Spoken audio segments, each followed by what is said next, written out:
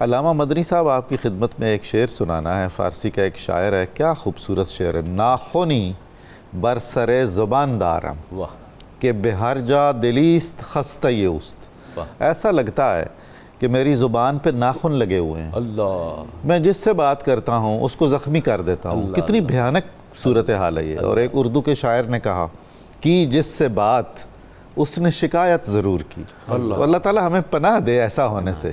تو یہ جو افواہوں کے، خاندانی برادریوں کے، قبائلی، قومی، ملکی، بین الاقوامی نقصانات ہوتے ہیں، ارشاد فرمائیے۔ دیکھیں یہاں قبلہ میں ایک بات عرض کرنا چاہتا ہوں کہ ہم جس پیارے نبی حضرت محمد عربی صلی اللہ علیہ وآلہ وسلم کا کلمہ پڑھتے ہیں اور ان سے محبت کا دعویٰ کرتے ہیں، اظہار کرتے ہیں اور والہانہ محبت کرتے ہیں، تو ہمیں یہ یاد رکھنا چاہیے کہ ہم جس نبی کا کلمہ پڑھتے ہیں وہ سچا ہے، سبحان اللہ۔ اور جس رب کے بارے میں ہمارے نبی نے تعارف کروایا ہے وہ رب بھی سچا ہے، بے شک۔ اور جو غلافوں میں لپٹا ہوا قرآن ہمارے گھروں میں رکھا ہے وہ قرآن بھی سچا ہے۔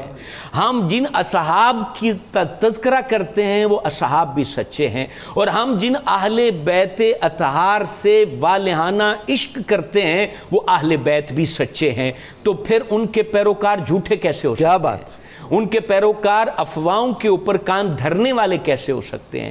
ان کے پیروکار اپنوں کے درمیان نفرتیں پھیلانے والے کیسے ہو سکتے ہیں؟ حضور فخر عالم جان کائنات صلی اللہ علیہ وآلہ وسلم نے فرمایا، مومن نہ دھوکہ دیتا ہے نہ دھوکہ کھاتا ہے۔ واہ واہ۔ مومن کی یہ شان ہے۔ بدر کے میدان سے ایک شاعر پکڑا گیا تھا لڑائی کے بعد، وہ مسلمانوں کے اوپر جھوٹ اور بہتان تراشی لکھتا تھا، شاعری کرتا تھا، اور اس نے پھر معافی مانگی کہ میں ایسا آئندہ نہیں کروں گا۔ اور پھر احد میں بھی وہ آیا، تو احد میں بھی پھر پکڑا گیا، تو حضور نے کہا اس کو نہیں چھوڑا جائے گا، کہ مومن جو ہے وہ ایک سوراخ سے 2 دفعہ نہیں ڈسا جاتا ہے۔ تو حضور فخر عالم علیہ السلام کی یہ بہت زیادہ اس کے اوپر تلقین ہے۔ حضور علیہ السلام نے اس پہ تعلیمات واقعات کی صورت میں بھی ارشاد فرمائی ہیں۔ جیسے آپ نے کہا نا افواہ کے نقصان کیسے ہیں، یہ احادیث کی کتب کے اندر، بلکہ بخاری میں بھی یہ واقعہ لکھا ہوا ہے۔ بنی اسرائیل میں ایک عابد تھا، ایک نیک شخص تھا، اس نے آبادی کے باہر جو ہے اپنے گرجا بنا رکھا تھا، عبادت خانہ،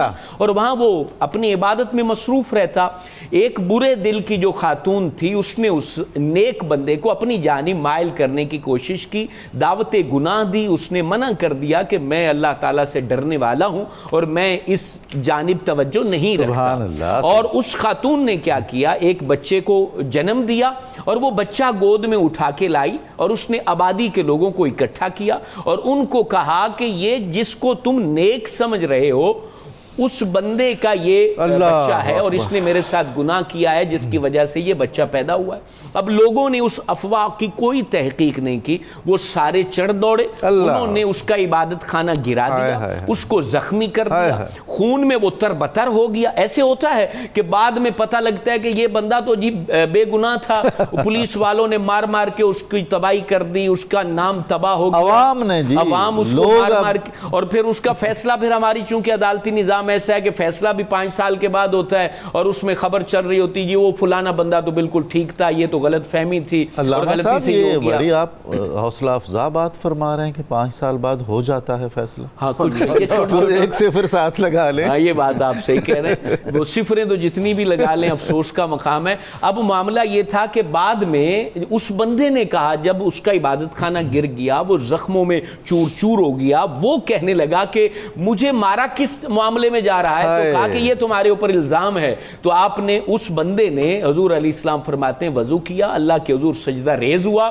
اس کے بعد اس نے درخت کی ایک ٹہنی توڑی، اور اس ٹہنی کو حدیث میں آیا ہے کہ اس بچے کو یوں ہلکا سا چبھویا، اور وہ گود میں بچہ تھا، اور کہا کہ بتاؤ تمہارا باپ کون ہے؟ اور رب تبارک و تعالی بندہ سچا ہو تو پھر بے زبانوں کو بھی زبان عطا کر دیتا ہے۔ اور پھر اس نے بولا، بے زبان بچے نے، جو کہ ابھی بولنے کی عمر میں بھی نہیں تھا، اس نے بولا کہ فلاں چرواہا میرا جو ہے وہ باپ ہے۔ حضرت یوسف کی گواہی بھی تھی۔ اب یہاں پر جو ہے उन लोगों ने फिर कहा कि हम आपका जो गिरजा इबादत खाना है हम सोने से तामीर कर देते हैं। उन्होंने कहा मुझे क्या जरूरत है, तुमने जो तकलीफ पहुंचानी थी वो पहुंचा दी। लिहाजा घरों का उजड़ना अफवाहों की वजह से है, बरादरियों का टूट फूट अफवाहों की वजह से है, तलाकों का जो रेशो बढ़ रहा है वो अफवाहों की वजह से है, अदालतों में जो खवातीन धक्के खा रही हैं वो अफवाहों की वजह से है, जो कत्लो गारत है उसके पीछे बहुत बड़ी अफवाह होती है। करीब करीब एक नौजवान कत्ल हुआ, उसके पीछे यही बरादरी के अंदर कत्ल हो गया, अफवाहों की वजह से कत्ल हो रहे हैं। लिहाजा अफवाह को जो है उस पर कान न धरें। फरमाया कि जो किसी की बात तुम्हारे कान में पहुंचा रहा है तुम्हारी भी बात उस तक पहुंचाएगा। लिहाजा ऐसे दरोग को और ऐसे कैंची की तरह रिश्तों को काटने वाले मर्दों औरत उनसे दूर रहें और मोहब्बतों को परवान चढ़ाने वालों को करीब करें। जिंदगी आपकी जन्नत बन